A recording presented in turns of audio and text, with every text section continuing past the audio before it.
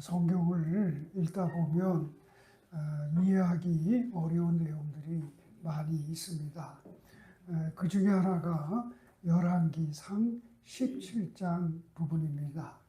엘리야 선지자가 사렙과 과부의 아들을 살려내는 이야기입니다. 아이가 죽자 어머니는 울면서 엘리야에게 호소를 합니다. 그러자 엘리야는 그 아들을 달라고 해서 그를 어머니 품에서 받아 안고 자기가 거처하는 다락방으로 올라갑니다. 올라가서 자기 침상에 그 죽은 아이를 누이고 그리고 하나님께 부르짖습니다. 열왕기상 17장 20절에 보면 내 하나님 여호와여 주께서 또 내가 우고하는 집 과부에게 재앙을 내리사 그 아들이 죽게 하셨나이까. 그리고 부르짖습니다. 그리고 이어서 매우 흥미로운 장면이 나옵니다. 17장 21절, 22절에 보면 그 아이 위에 몸을 3번 펴서 엎드려서 여호와께 부르짖어 이르되 내 하나님 여호와여 원하건대 이 아이의 혼으로 그 몸에 돌아오게 하옵소서 하니 여호와께서 엘리야의 소리를 들으심으로 그 아이의 혼이 몸으로 돌아오고 살아난지라 라고 되어 있습니다. 이 말씀에 궁금한 점이 많이 있지 않나요? 왜 엘리야 선지자는 죽은 아이를 안고 자기 침상으로 먼저 갔을까요? 아니 우리 같으면 병원에 가든지 아니면 장례식장에 가야 되는데 자기 침상으로 데리고 갔다는 것입니다. 그리고 엘리야는 왜 죽은 아이의 몸에 자기의 몸을 포개가지고 3번이나 엎드려 있었는지가 궁금해집니다. 아니 그렇지 않으면 이 아이는 살아나지 못했을까요? 전능하신 하나님이 이 아이를 살려내고자 했다면 어떤 방식으로든지 아이를 살리고 말았을 것입니다. 그런데 엘리야는 정상적인 행동이 아니라 매우 이상한 행동을 하였습니다. 그런데 생각해 보면 이 행동은 쉬운 일이 아닙니다. 이미 아이가 죽어서 싸늘하게 시신이 되어 있습니다. 죽은 자를 만지는 것은 당시에 율법적으로 부정한 일입니다. 또한 이것은 율법의 문제를 넘어서 육체적으로, 심리적으로도 매우 행하기가 어려운 일입니다. 여러분, 싸늘하게 식어버린 그 시신, 죽은 시신 위에 자기 몸을 올려놓는 것이 얼마나 불편한 일입니까? 또 얼마나 끔찍하고 소름 끼치는 일입니까? 만일 이 아이가 저온증 환자라서 몸을 따뜻하게 녹이기 위해서 그랬다. 그러면 이해할 수 있지만 이 아이는 이미 죽어서 차갑게 된 시체였습니다. 내가 아무리 사랑하는 사람이라도 죽은 몸을 3번씩이나 자기 죽은 몸에 3번씩이나 자기 몸을 포갠다는 것은 쉽지가 않은 일입니다. 그런데 엘리야는 그렇게 함으로써 그 죽은 아이를 살려냈다는 것입니다. 그리고 이 말씀이 우리에게 전하고자 하는 메시지는 무엇일까요? 또 이런 독특한 이야기가 엘리사의 이야기에서도 또 나옵니다. 엘리사의 행동은 스승인 엘리야의 행동보다 한 걸음 더 나가서 매우 이상한 행동을 보이고 있습니다. 수넴 여인이 아들이 죽었을 때 엘리사는 그 아이의 침상으로 올라갑니다. 그리고 더 구체적으로 이상한 행동을 합니다. 자신의 입을 죽은 아이의 입술에 대고 자기의 눈을 죽은 아이의 눈에 대고 자기의 손을 죽은 아이의 손에 일일이 올려놓고 포개고 엎드립니다. 열왕기하 4장 33절 이하를 보면 엘리사가 여호와께 기도하고 아위 위에 올라 엎드려 자기 입을 그의 입에, 자기 눈을 그의 눈에, 자기 손을 그의 손에 대고 그 몸에 엎드리니 아이의 살이 차차 따뜻해지더라. 엘리사가 다시 아이 위에 올라 엎드리니 아이가 7번 재채기를 하고 눈을 뜨는지라. 그렇게 말씀을 합니다. 왜 엘리사는 죽은 아이 위에 올라가서 몸을 포개고 엎드렸을까요? 그것이 죽은 자를 살려내는 선지자들의 특별한 의료 방법일까요? 아닙니다. 그렇다면 엘리사는 왜 그렇게 했을까요? 죽은 아이 위에 자기의 몸을 포개는 행동은 도대체 무엇을 말하려고 하는 것일까요? 오늘 우리가 봉독한 요한복음 말씀에는 이 궁금증을 풀어주는 힌트가 되는 말씀이 나옵니다. 이것은 하나님 아버지 품속에 안긴 예수님의 모습을 보여주고 있습니다. 요한복음 첫 장 첫 절은 창세기 1장 1절처럼 장엄하고 웅장한 느낌으로 시작합니다. 마치 빰빠라빰빰빰빰 그러는 것처럼 우리 오케스트라가 공연을 시작할 때 알리는 그 서곡과 같은 내용입니다. 그래서 1절에서부터 18절까지 이 서곡이 이어집니다. 그 서곡의 첫째 번째 말씀은 이렇습니다. 1절에 보면 태초에 말씀이 계시니라. 이 말씀이 하나님과 함께 계셨으니 이 말씀이 곧 하나님이시니라 라고 말씀합니다. 요한복음은 창세기 1장의 말씀처럼 태초에 라고 시작을 합니다. 그리고 그때부터 말씀이신 예수님이 하나님과 함께 계셨다고 선언하고 있습니다.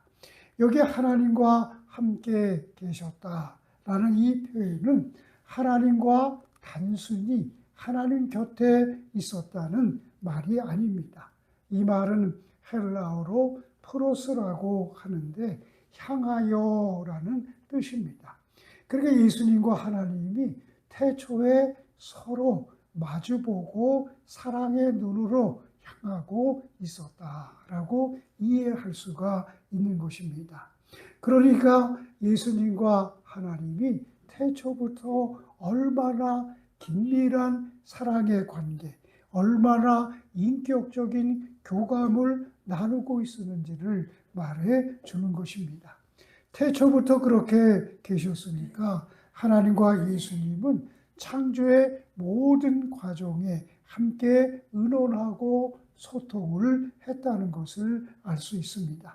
이렇게 예수님을 태초에 계신 하나님으로, 또 하나님과 함께 계신 분으로, 그리고 말씀이신 예수님으로 이야기가 요한복음 서곡에 나오는 것입니다. 근데 이 서곡 마지막 18절에는 이렇게 말씀합니다. 본래 하나님을 본 사람은 없으되 아버지 품속에 있는 독생하신 하나님이 나타내셨느니라. 하나님을 본 사람은 한 사람도 없지만 예수님, 독생자이신 예수님이 하나님을 보여주시고 나타내셨다라는 이 말씀입니다. 우리가 구약 성경에 보면 하나님과 가장 가까웠던 분을 꼽으라면 모세를 말할 수 있습니다. 그런데 출애굽기 33장에 보면 하나님을 그토록 하나님과 가깝고 하나님의 신뢰를 했던 모세에게조차 하나님은 자기의 얼굴을 보여주지를 않고 예수님의 등만을 보여주었습니다. 이처럼 사랑 가운데 하나님을 배웠던 사람은 없습니다.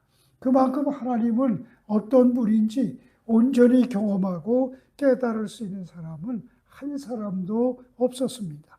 모세도 선지자들도 하나님이 내려주시는 그 말씀과 뜻을 받고 전했을 뿐입니다.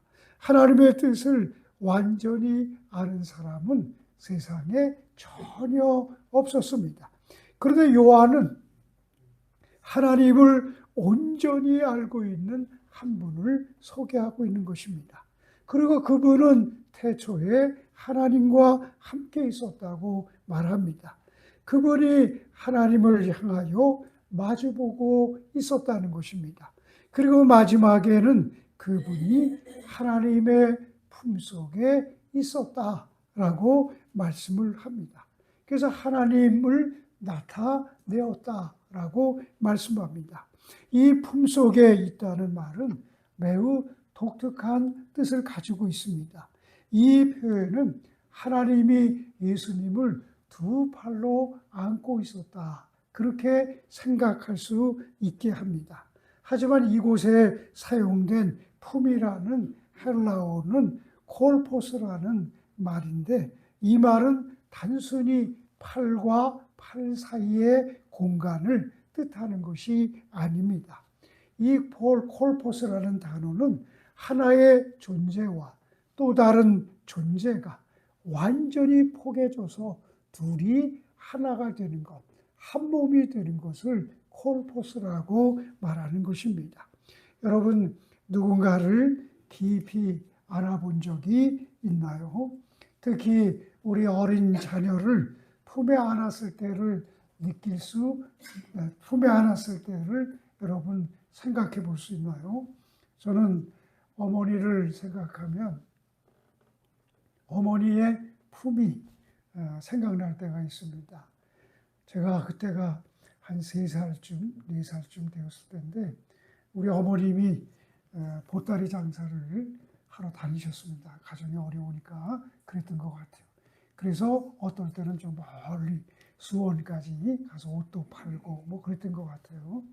그리고 우리 어머님이 집을 나가면 밤늦게 돌아오셨습니다. 그러면 제가 이제 성북동 작은 이제 한옥에서 살았었는데, 형들은 이제 다 잠자고 저는 어쩐지 어머니 올 때까지 기다린 거예요.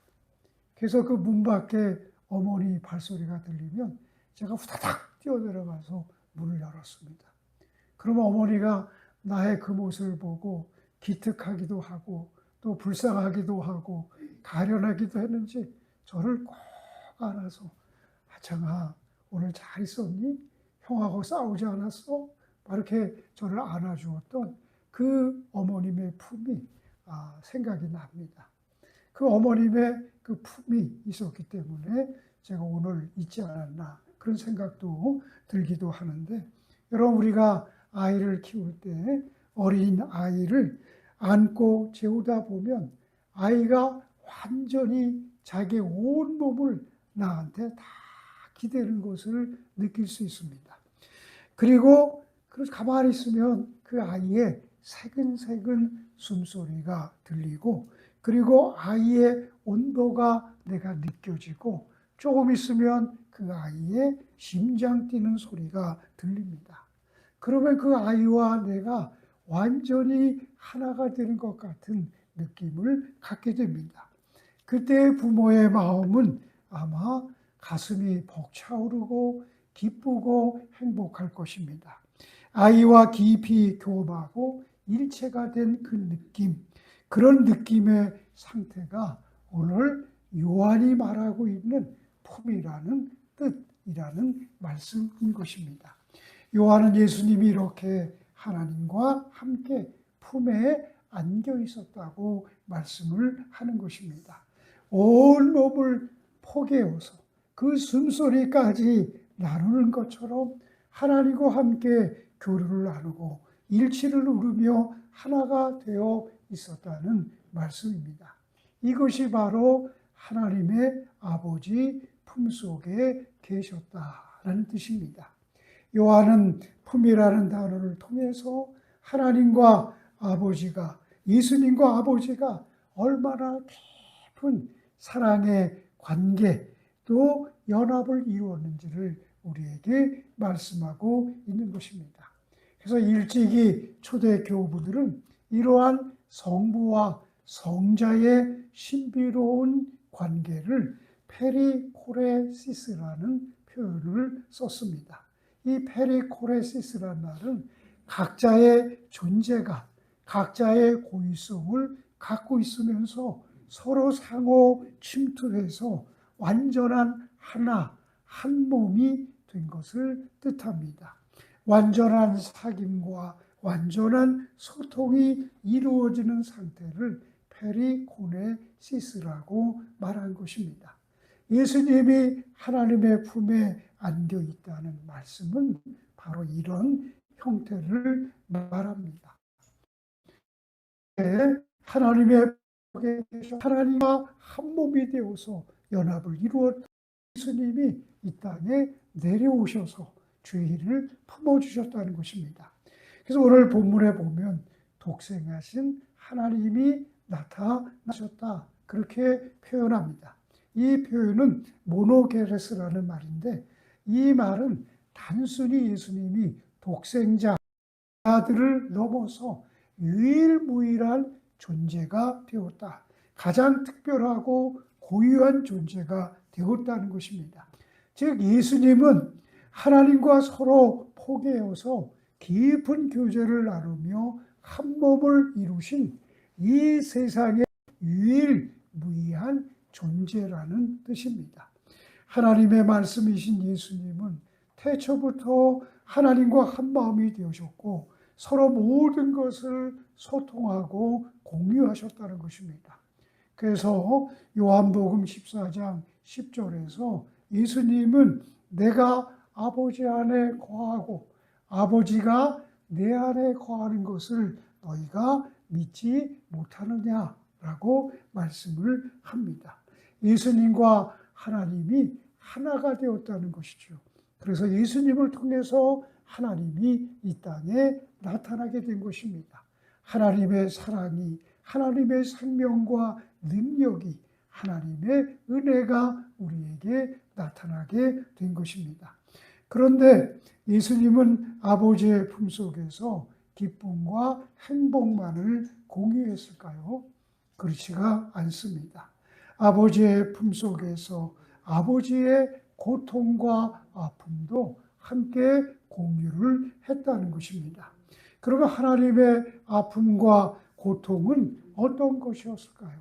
그것은 하나님이 창조한 이 세상이 죽음으로 달려가고 멸망으로 치닫는 모습을 보며 죄와 슬픔이 가득한 것을 하나님이 보는 그런 아픔이 있었다는 것입니다.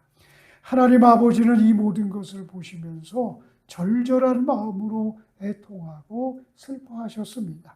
그 마음을 하나님의 품속에 있던 예수님도 똑같이 느끼셨다는 것입니다.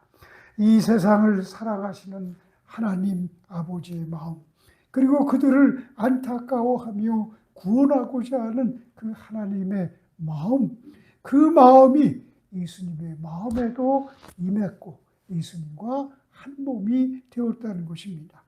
그래서 예수님은 깨어지고 부서진 이 세상을 누가 건져낼 것인가 라고 묻고 있는 이 하나님의 마음을 예수님이 아셨다는 것입니다. 그래서 예수님은 하나님과 완전한 사귐 속에서 인간을 안타까워하시는 하나님 아버지의 마음에 자신을 완전히 내려놓은 것입니다. 이것이 주님이 아득한 아버지의 품을 떠나서 이 땅에 오시기로 한 이유인 것입니다. 하나님 품 안에서 일어난 사랑의 깊은 교제는 결국 예수님을 이 고통의 땅으로 내려오게 하신 것입니다. 이렇게 아버지의 품을 떠나 이 땅에 몸으로 오신 예수님은 무엇을 하셨습니까? 예수님의 생애는 온 이 세상이 한 번도 본 적이 없는 하나님 아버지의 마음을 열어 보여주는 삶 그 자체였습니다. 그래서 예수님은 하나님의 넓으신 품과 끝이 없으신 그 사랑, 그 깊이와 온기를 모든 인류에게 보여주시고 경험하도록 하셨습니다. 그래서 예수님은 탕자의 비유를 말씀하시면서 언제나 날마다 우리를 기다리고 계시는 하나님 아버지의 마음을 보여주셨습니다. 또 마태복음 23장 32절에서 암탉이 그 새끼를 날개 아래 모음과 같이 내가 내 자녀를 모려한 일이 몇 번이더냐. 그러나 너희가 원하지 아니하였도다. 이 말씀을 전하면서 하나님의 절절한 그 사랑의 마음을 우리에게 보여주신 것이죠. 암탉이 그 새끼를 날개 아래 품는 것처럼 내가 너희들을 품으려고 했지만 너희들은 그것을 원하지 않았다는 것입니다. 또 주님은 하나님의 사랑과 용서, 긍휼하심에 대해서 설명하면서 죄인을 찾으러 오신 하나님의 열정이 끝없다는 것을 우리에게 말씀해 주셨습니다. 때로는 화를 내는 분노의 모습으로, 때로는 따뜻한 사랑의 모습으로 하나님의 모습을 우리에게 보여주셨습니다. 예수님은 보이지 않는 하나님의 품을 우리에게 열어서 보여주었을 뿐 아니라 세상 사람들의 모든 눈물과 슬픔에 함께함으로써 모든 인간을 품으려고 했던 것입니다. 이 콜포스라는 말은 조금 전에 말한 것처럼 한 존재와 한 존재가 완전히 포개서 하나가 되고 한 몸이 되는 것을 품이라고 말하고 콜포스라고 말한다고 했습니다. 예수님은 이 땅에 오셔서 사람들을 그렇게 품에 안아 주려고 하신 것입니다. 아파하는 사람들을, 배고파하는 사람들을, 두려워하는 사람들과 예수님은 밀착하셔서 그들과 포개고 그들과 하나가 되어 주셨습니다. 하나님의 품에 계셨던 예수님이 이제 그 품으로 이 땅에 내려오셔서 이 땅에 연약한 사람들, 죄 많은 사람들을 품에 안아 준 것입니다. 예수님은 아이들을 안으시고 깊이 사랑해 주셨습니다. 죄인의 집에 들어가 그들과 함께 먹고 마심으로 그들의 삶에 깊이 들어가셨습니다. 그리고 그들을 자기의 삶에 포개셨습니다. 그리고 그들과 하나가 되셨습니다. 예수님은 그래서 마태복음 11장 19절에 보면 먹기를 탐하고 포도주를 즐기는 사람이요 세리와 죄인의 친구라는 비난까지 들었습니다. 또 예수님은 아무도 가까이 하지 않는 세리장이 삭개오와 함께 가까이 했습니다. 주님은 그에게 다가가서 그의 숨은 외로움과 눈물을 위로하시고 품어주셨습니다. 예수님은 삭개오의 품이 된 것이죠.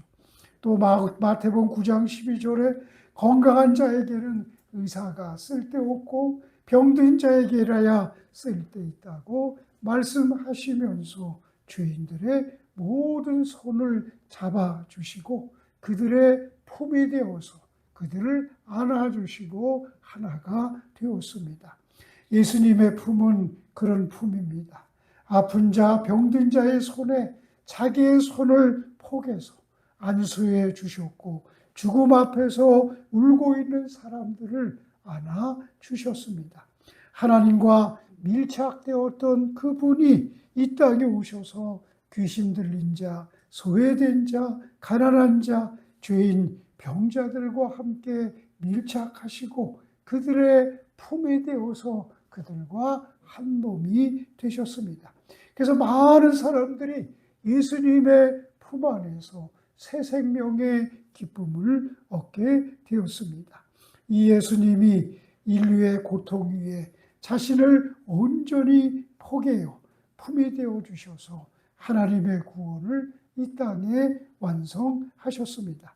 그래서 십자가는 주님의 품의 신비가 완성되는 장소입니다. 골고다 언덕 위에 세워진 십자가에서 주님은 두 팔을 넓게 벌리고 계십니다. 이것은 예수님이 이제 내가 너희를 모두 품겠다는 주님의 위대한 사랑의 선언인 것입니다. 그야말로 큰 포옹의 자세를 가지고 내가 너희들을 다 품어 주겠다는 것입니다. 여러분, 십자가는 죄인을 처형하는 형틀이라고 말씀드렸습니다. 근데 그 십자가에 내가 있어야 하는 곳이 바로 십자가입니다. 예수님은 그 참혹한 십자가 위에서 자기의 전 존재를 밀착시키셨습니다. 대못이 예수님의 손과 발을 뚫고 지나갈 때 예수님은 십자가와 하나가 되었습니다. 내가 못 박혀야 될 그 십자가와 주님이 하나가 된 것입니다. 이 장면에서 우리는 엘리야와 엘리사가 죽은 자 위에 완전히 자기의 몸을 포개어서 포개져 있었던 그 모습을 떠올리게 하는 것입니다. 오래전에 그들은 죽은 자 위에 자기의 몸을 포개어서 자기의 생기가 그에게 들어가게 했습니다. 그래서 그들을 살리는 놀라운 기적을 일으켰습니다. 그 모습이 예수님에게 다시 발현하고 있는 것입니다. 예수님이 왜 그렇게 십자가에 못 박히며 자기를 밀착시켜야 했을까요? 그것은 바로 십자가에 죽어야 마땅한 우리들과 예수님이 한 몸으로 포개기 위한 것이었습니다. 우리와 한 몸이 되어서 우리를 살리기 위함이었다는 것입니다. 절망과 죄악 속에서 결국은 십자가를 지고 죽어야 될 우리 인생 위에 주님이 자기의 생명을 포개신 것입니다. 그리고 이제 주님은 두 팔을 벌리시면서 마태복음 11장 28절의 말씀처럼 너희 수고하고 무거운 짐진 자들아 다 내게로 오라 내가 너희를 쉬게 하겠노라고 말씀합니다. 내가 너희의 품이 되고 너희와 하나가 되고 한 몸이 되겠다는 것입니다. 그래서 주님은 십자가 위에서 팔을 넓게 벌리신 것입니다. 그 벌려진 팔은 우리를 향한 위대한 하나님의 사랑의 포옹이고 사랑의 품인 것입니다. 십자가 위에서 너희 죄가 아무리 주홍같이 붉을지라도 내가 양털같이 희게 하겠다는 것입니다. 그 안에 있으면 그 누구도 참된 안식과 생명과 평안함을 누릴 수 있다는 것입니다. 예수님이 내가 너의 죽음과 밀착하리라. 너의 절망, 너의 죽음, 너의 십자가, 너의 눈물과 밀착되어서 내 생명이 너희 속에 흘러가게 하겠다는 것입니다. 그렇게 함으로써 너의 죽음을 내가 삼키고 너에게 나의 새로운 생명을 주겠다. 그렇게 약속을 한 것입니다. 그래서 주님은 십자가라는 가장 낮은 곳까지 내려와서 자기의 생명과 우리의 생명을 밀착시키시고 우리를 포개서 우리로 하여금 하나가 되어서 예수님의 생명으로 영원히 살게 한 것입니다. 이사야 엘리야의 온기가 예수님 아이의 생명을 조금씩 따뜻하게 했던 것처럼 예수님의 십자가의 뜨거운 사랑이 우리 영혼의 생명의 온기를 다시 살아나게 하고 행복과 평화의 온기를 다시 살아나게 할 줄 믿습니다. 그러므로 십자가에 못 박히기 위해 벌리신 예수님의 두 팔은 온 인류의 죄와 슬픔을 내가 다 품겠다고 말씀하시는 예수님의 위대한 사랑의 선포인 것입니다. 그러므로 우리는 십자가에서 두 팔을 벌리신 예수님의 넓은 품으로 들어가서 예수님과 하나가 되고 한 몸이 되어야 합니다. 그러면 우리 안에 하나님이 나타나게 된다는 것입니다. 본래 하나님을 본 사람은 아무도 없지만 하나님 아버지의 가장 깊은 품속에서 하나님의 심장 소리와 공유하던 분이 계십니다. 바로 하나님 독생자이십니다. 그 독생자신 예수님이 우리에게 오셨습니다. 하나님을 가장 잘 알고 계신 분이 우리에게 오셔서 하나님을 나타내셨습니다. 주님은 영광스러운 하늘의 품에만 머물러 있지를 않습니다. 낮고 낮은 이 땅에 내려와 죄와 죽음으로 차갑게 식어버린 우리의 몸을 품어주셨습니다. 그리고 우리의 신음까지도 들어주십니다. 엘리사가 죽은 아이의 위에 자기 입술을 대고 자기의 눈을 대고 자기의 손을 맞대고 엎드려서 완전히 밀착하셨습니다. 주님은 십자가에서 처절한 죽음의 자리에서 우리의 악하고 허물 많은 인생과 완전히 밀착하셨습니다. 더러워진 우리의 입술과 눈과 손과 거룩하고 영광스러운 하나님이 하나로 포개시고 밀착하시고 하나가 되셨습니다. 십자가 위에 자기 전 존재를 포개셨고 찢어진 두 팔 사이로 흐르는 뜨거운 생명의 온기를 우리 죽어가는 영혼 속에 쏟아 부으신 것입니다. 여러분, 왜 예수님이 그렇게까지 하셨을까요? 그것은 죽어 마땅한 우리들이 이 예수님을 품에 꼭 안겨서 주님이 원래 계셨던 그 하나님의 품속으로 우리를 인도하기 위한 것입니다. 그러므로 주님이 십자가 위에서 벌리신 팔은 우리가 잃어버린 영원한 본향으로 들어가는 유일한 구원의 문이요 활짝 열어놓으신 하나님의 품인 것입니다. 십자가는 무엇입니까? 예수님을 처형한 형틀이 아닙니다. 여러분, 그 십자가는 내가 달려야 될 십자가입니다. 그리고 내가 죄로 죽어야 할 십자가입니다. 그런데 예수님이 그 십자가에 달리신 그 모습은 그 십자가에 달려있는 우리를 생명이신 주님이 품에 안고 있는 모습이라는 것입니다. 죄인으로 죽을 운명인 우리가 십자가에 달려있는 것이고 주님은 그 십자가 위에서 우리를 감싸고 포개고 안고 우리와 하나가 되고 한 몸이 되고 있는 모습입니다. 그래서 여러분, 십자가를 볼 때마다 그 십자가에서 나를 안고 있는, 십자가에 달리신 나를 안고 있는, 품에 안고 있는 예수님의 사랑을 느껴야 하는 것입니다. 그러므로 우리는 날마다 우리를 품으로 오신 예수님의 그 넓으신 품으로 깊이 들어가야 합니다. 그 속에서 그분의 심장 소리를 들으며 차가워진 우리의 영혼이 주님의 온기로 다시 살아나는 사랑의 신비를 경험할 수 있기를 축복합니다. 여러분, 십자가 위에 내가 달려있는 것입니다.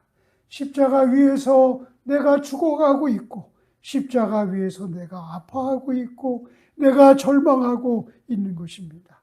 그런데 오늘 이 시간 주님이 그 십자가 위에 달린 나를 찾아오셔서 나를 꼭 안아주시고 내 눈과 입술과 손에 포개시고 또 나를 안아주시고 하나님과 하나가 되는 깊은 은혜의 세상에 살게 한다는 것입니다.